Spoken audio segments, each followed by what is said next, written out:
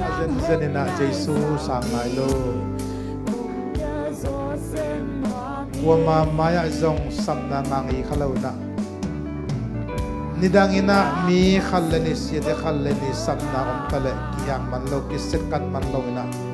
tunin tua Jesu adingina nanuntana kanuntana kapenomi pasia nong piak khasiang no tenna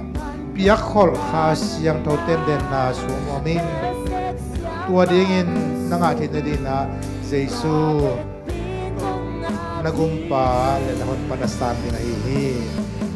nasanti na dingina vai tampi ki samlawa Jesu kongumi kagumpa kahonpa kong sangi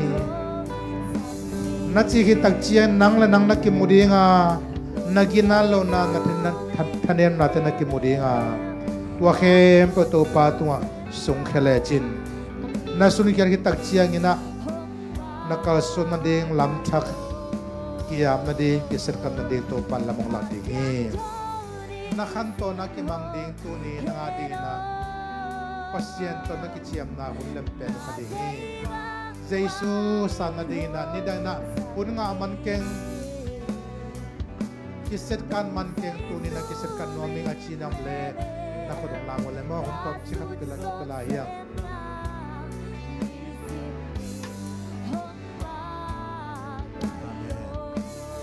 nang le kay sunga pasien ang piyak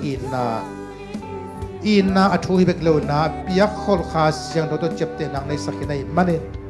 to khasero nasep kipan to dinga hi hallelujah uso ne na biagin sian ol sunga ding zi janamite Jesu sakin vive hi manun pakyang pana Jesu ton piyak khol khas yang do anei tanu tapate tua anei chiang hibek lo na tua khasiano nasem na thupa aking khen akampan puswa khen la gamtan na to piang khen la piak khol khasiang to kilom tangye dena nuwa makisangya de Jesu na men to thukong esahim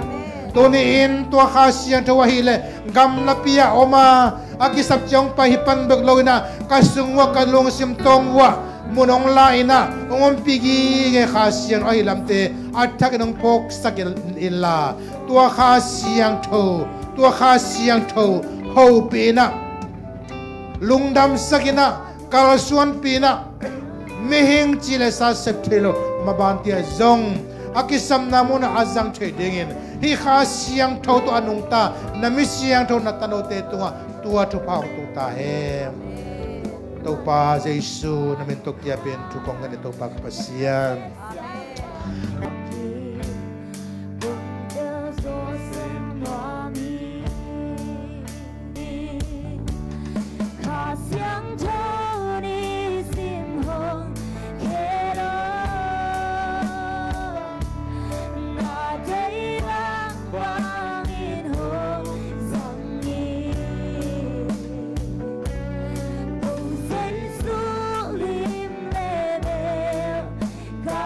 success.